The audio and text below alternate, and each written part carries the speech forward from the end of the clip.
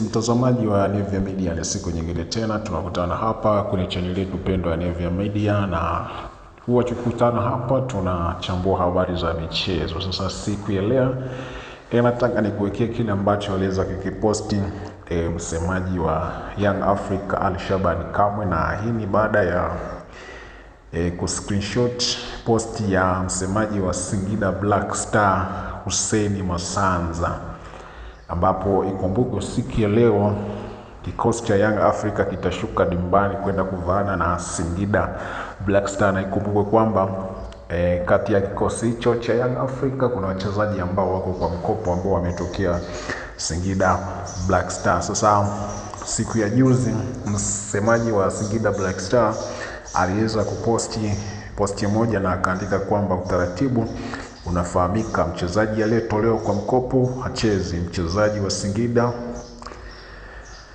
Black Stars hawezi kucheza dhidi ya Singida Black Star.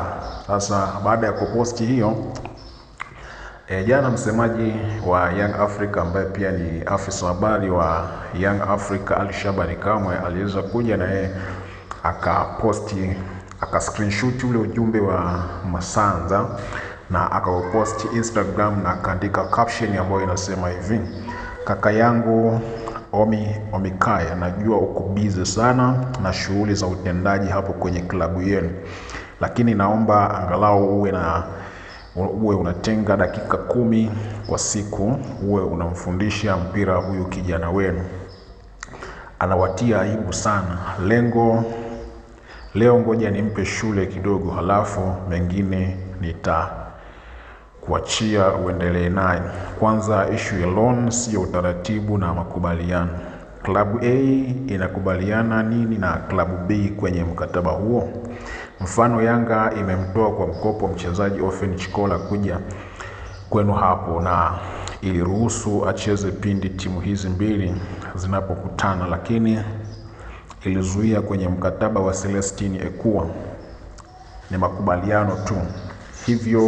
Hivyo wachezaji wenu wawili walio kwa mkopo Yanga mliruhusu wacheze dhidi yenu timu hizi zitakapokutana, Mohamed Damaro na Frank Yasenki. Huu upotoshaji unaofanywa na huyu kijana mnapaswa kukemea mara moja. Amefanya vyombo vingi vya habari vimetoa taarifa ya uongo leo kuhusu jambo hili.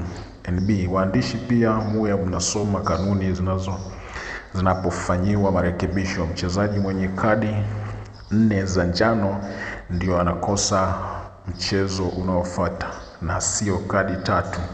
Na so far hakuna mchezaji yoyote wa Yanga aliyefikisha kadi za njano 3.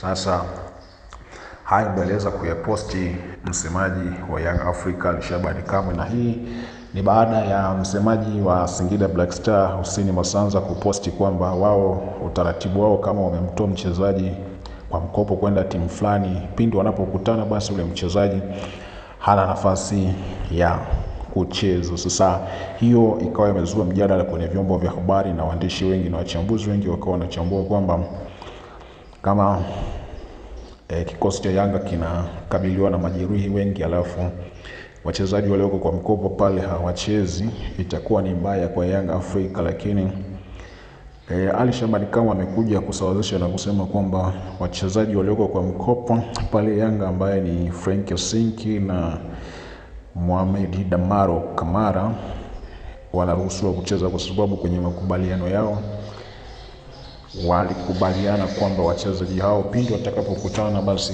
wataruhusiwa kucheza. Sasa nikusii tu endelee kutufuatilia sisi Nevia Media, na pindi unapopata taarifa nyingi za kimichezo sisi hatutasita kukusogezea wewe mtazamaji wa Nevia Media. Lakini cha kufanya ni kusubscribe kwa kugusa maandishi ambao unayaona yako chini ya video hii ambao unaitazama.